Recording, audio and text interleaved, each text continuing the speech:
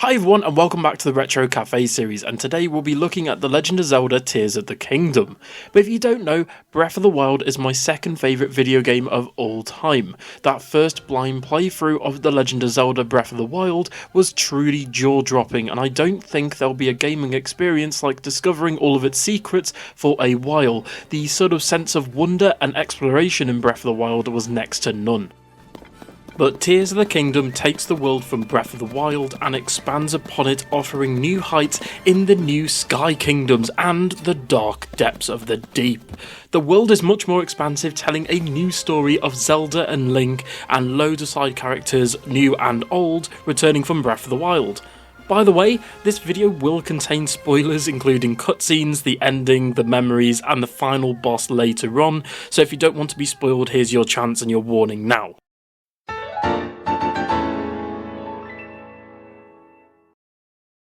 Development of Tears of the Kingdom started in 2017 after Breath of the Wild was completed.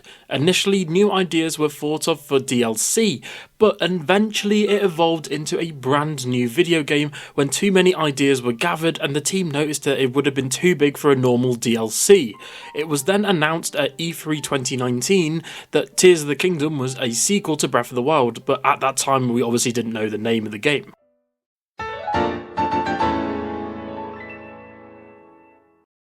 After an unknown period of time after the events of Breath of the Wild, Link and Zelda are exploring a secret passage when they accidentally then resurrect Ganon, and Zelda falls into the darkness, with Link losing his arm in the process, and gaining a brand new one via the spirit of the first ever King of Hyrule. Link then awakens in a new Sky Island and is tasked with a similar journey to Breath of the Wild by visiting each of the four main regions of Hyrule and then travelling to stop Ganon once and for all, and to put a stop to unique problems such as the Zora domain's water being polluted and then choking, which is a bit dark but hey ho, or the Ritos running out of resources due to a harsh climate and snowstorm. These, in my opinion, are excellent examples of a darker tone. I much enjoyed the darker, actual story themes here, but some things annoyed me, such as some of the story elements in the Goron domain just being really silly and out of place and weird. I also felt like Tears of the Kingdom's story is worse in some areas than Breath of the Wild.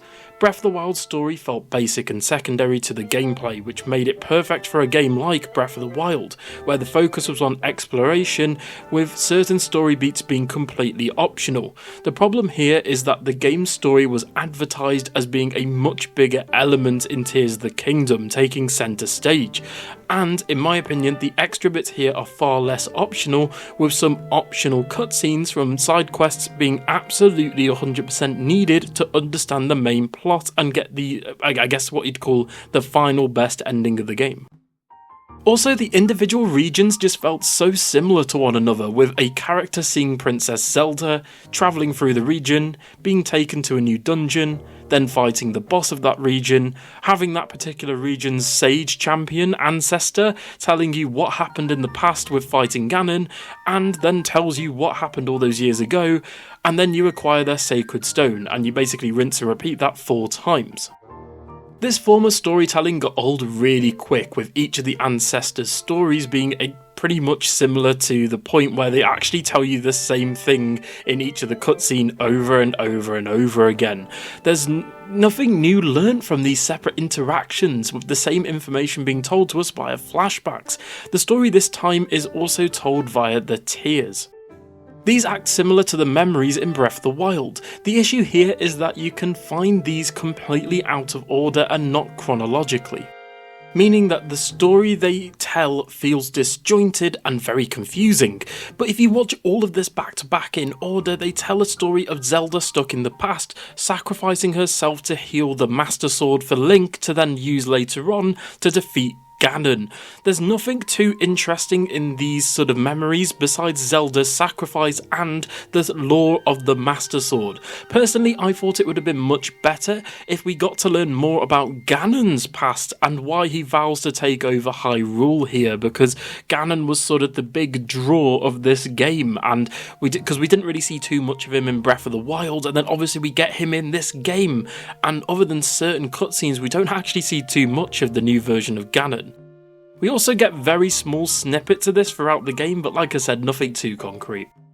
Overall, Tears of the Kingdom's story is secondary once again, but what makes it worse than Breath of the Wild's story is that it tells its story completely out of order and rehashes a lot of story elements and story beats from Breath of the Wild. However, I really enjoyed the twist of Zelda's sacrifice here, not to mention Zelda's storyline here got me even more emotional than it did in Breath of the Wild in some cases. I legit clapped during the final Dragon Tear memory and the post-credit scene where Link wakes up with a horrified expression when he suddenly sees himself surrounded by silent princesses right before the ending of the game. That hurt so good. Tears of the Kingdom storyline had a lot of fantastical sort of emotional payoff for me, but sort of, in my opinion, I just really liked Breath of the Wild story in comparison to this, other than, I guess, the final sort of sacrifice of Zelda and the final boss. I think the rest of the story was a bit meh in some cases.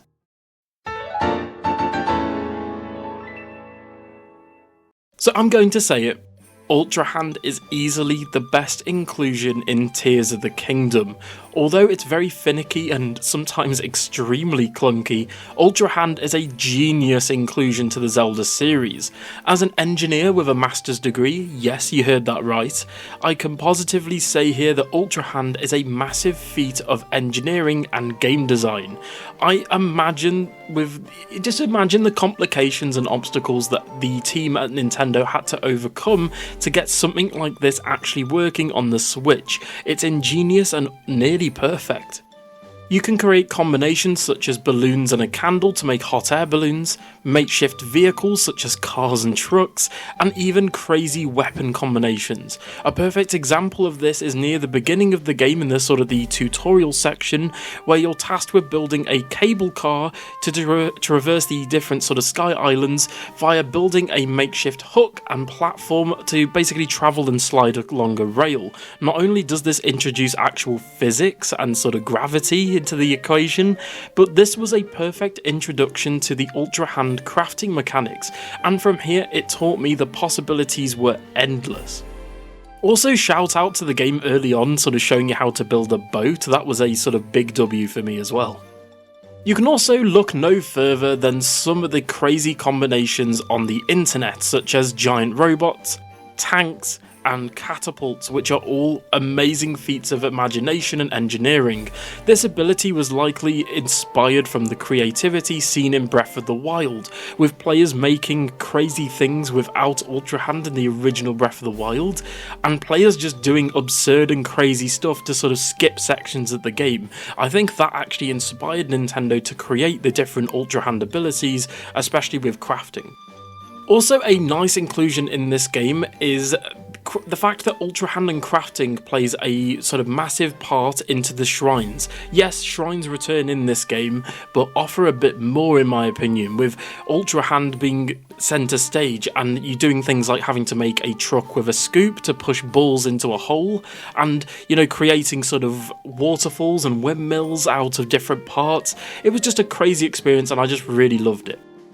But like I said earlier, this mechanic is just so clunky, with you having to wiggle the right stick to break apart your creations, which doesn't feel right to actually play, and becomes extremely annoying after a while, especially if you're doing it several times back to back, and begs the question, why wasn't another button used instead?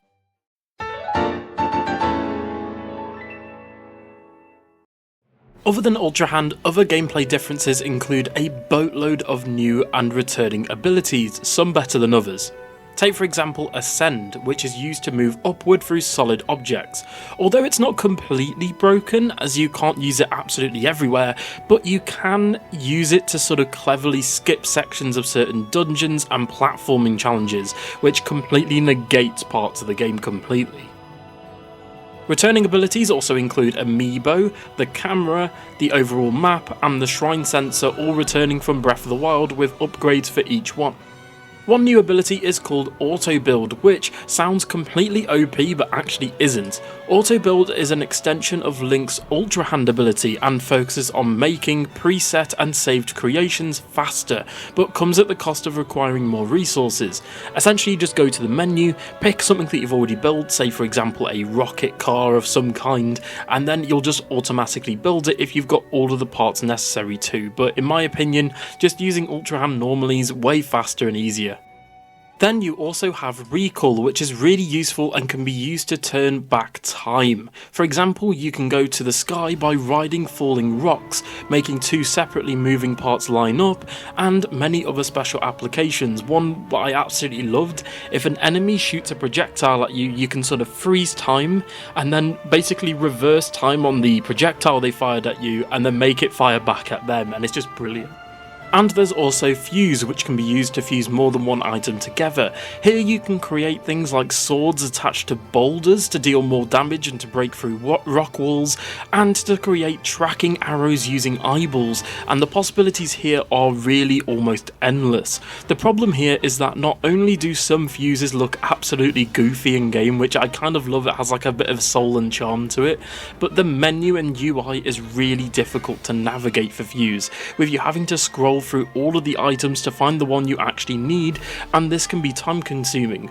Sure, it's basically sorted via your favourites, but at the same time it doesn't make it more cumbersome when you need a particular item you haven't used in ages. In terms of other abilities, Link can also gain the 4 champion sage abilities similar to Breath of the Wild. These 4 abilities include a water shield, lightning strike, a Goron rolling shot, and wind gale. And although I liked having a spirit version of all 4 characters travelling with you, because Link effectively gets a ring for each one, and you can actually have that particular sage travel around with you if you select them in the menu.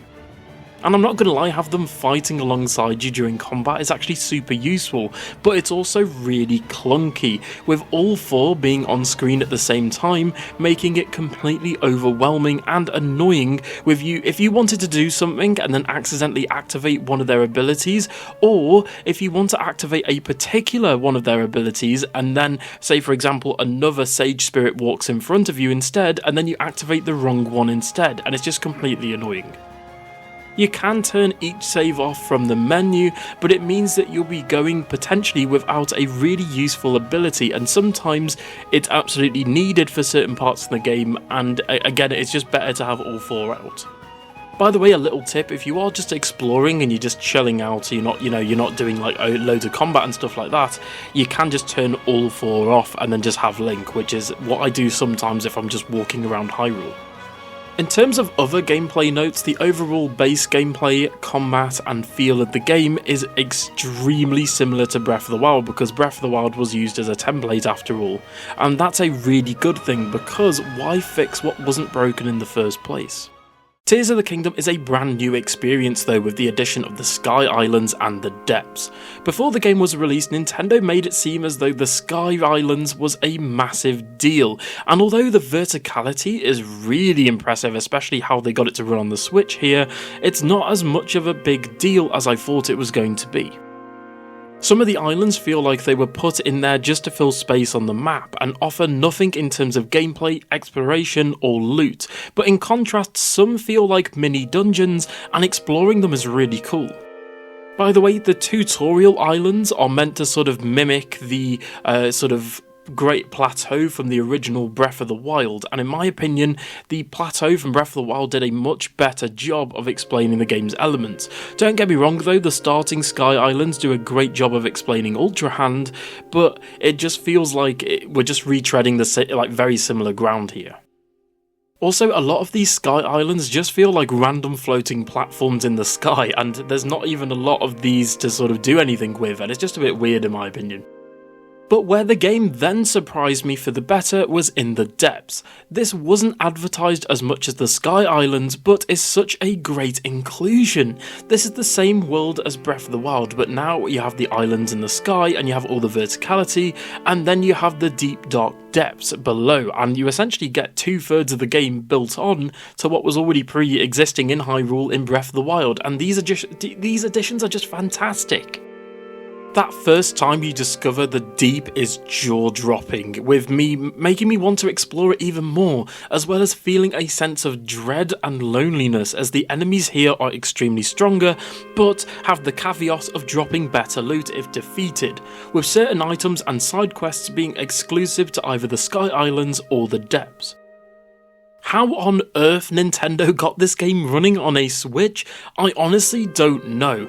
You can seamlessly dive from the highest point in the sky to the deepest part of the map, which is absolutely jaw-dropping and a technical feat on the Nintendo Switch. And another much needed addition were the dungeons. These are separate from Breath of the Wild's Divine Beasts and also a massive callback to classic Zelda dungeons of old. Here we have one of each region which focuses on mechanics from that particular region as well as its elements, implementing light puzzles, minecarts, crafting using Ultrahand and much more. However, as I progressed through the game, I found that Ultrahand's abilities completely broke these dungeons in some cases. I'm looking at you, the Goron dungeon, with Ascend and Fuse breaking, I'd say at least 3 out of 4 of them. Basically, if you know how to use these abilities, you can absolutely cheese these dungeons, and it is unfortunate in some cases. Also, Link can just climb and glide to skip entire sections of these dungeons, which negated some of the well-crafted puzzles from Nintendo, but overall adding caves in the overworld as well, and these classic-style dungeons were a much-needed addition that Breath of the Wild was just sadly missing, and most fans were begging for these to be included, and I'm happy to say both the intricate cave systems, which are essentially mini-dungeons, some of them of their own, as well as these dungeons, were great. Even if they were, very sort of skippable and cheesy in some cases, I overall did enjoy these dungeons, and it reminded me of the Zelda of old.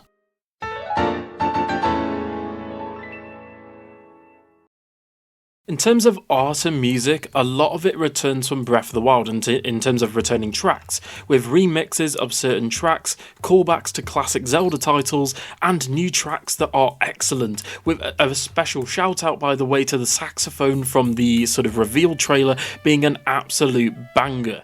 Some of my favourite tracks included the final dive, the Colgera boss fight, the final boss fight with Ganon with all of the phases in there, and the remixes of returning regions, which amplified the urgency to essentially go to each region and help them out, with once powerful and cheerful tracks now being depressing and muting, because when you go to certain regions, take for example the Rito village, the track is completely changed and it's basically reflecting on their current situation.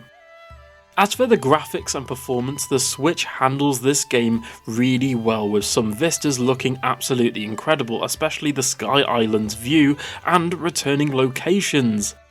And by the way, although it's never unplayable, the frame rate does dip under 30 in some cases, especially when you're sort of diving from the Sky Islands to the depths, and to be honest, it is the Switch trying to run a game of this scope and caliber, and I can give it, some leeway here and there, because this game's ambition and scope and everything that's packed into this tiny little cartridge is just overwhelming and massive. And big props again to the team over at Nintendo for creating this amazing game and world, and somehow getting all of its mechanics to run on a handheld such as the Switch, because at the end of the day, the Switch is, I'd say, at least an 8 or 9 years in terms of purely hardware behind, and the fact that a game like Tears of the Kingdom even exists on it is running is a miracle.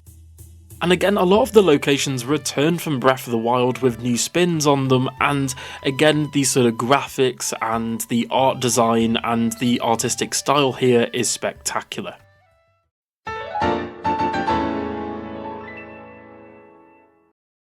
So we're at the spoiler section again, and if you don't want the ending final boss fight or other spoilery things, please skip this section now. Well, the last fight was really cool in my opinion. You start off in a brand new dungeon in the depths, which is really long and difficult, and it's sort of like a final dungeon, and it's almost like a gauntlet of different things throwing lots of beefy enemies at you, and then even the gloom and the absolutely terrifying gloom hands at you.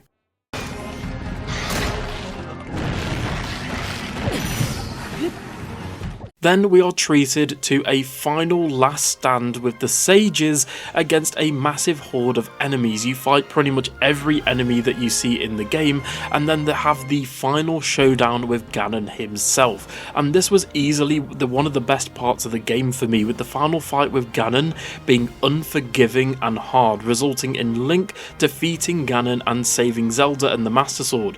By the way, you really have to prepare for this final boss. Luckily, I did this because the game throws a lot of gloom at you, and gloom can actually take away your heart. So if you can eat and craft foods that are gloom resistant, I really recommend doing that here for the final boss. By the way, the final dive sequence made me actually tear up, and I'm not going to lie to you, I'm not ashamed of saying this, I actually clapped out loud at the ending, which sounds really cringy, but hey ho. And it made me feel great after realising that I'd completed the main story and this brilliant game, and it then sort of allowed me to go around Hyrule and explore a lot of the world and do a lot of the side quests. I loved this whole final segment with the final boss, and build up to it, in my opinion, was better than Breath of the Wild's in my opinion. In my opinion, Breath of the Wild's final boss fight was a bit easy and a bit underwhelming compared with the rest of the game, but in this game, Tears of the Kingdom, with Ganon's dragon form being sort of grand in scale and breathtaking to fight against, and it even hit home after finishing all of the Dragon Tier memories and getting that sort of side story of Zelda sacrificing herself in the past.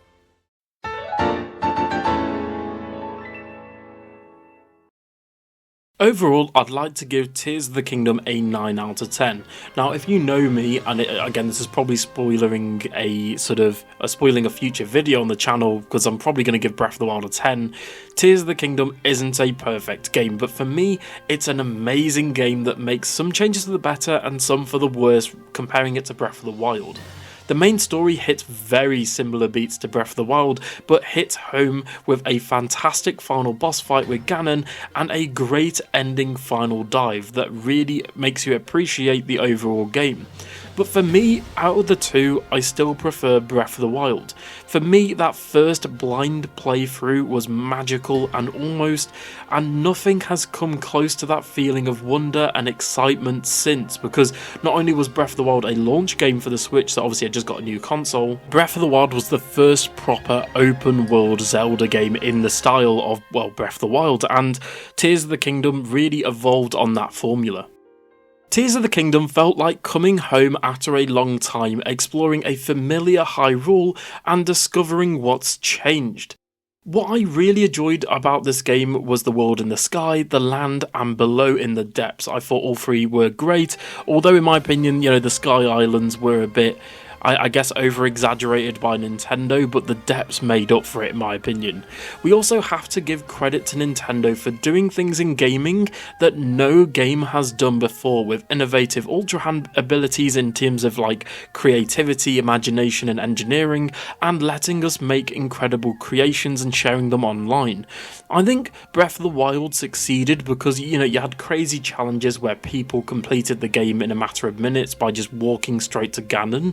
And in this game, it's, a lot of those things returning where you can just create crazy things and skip and break parts of the game.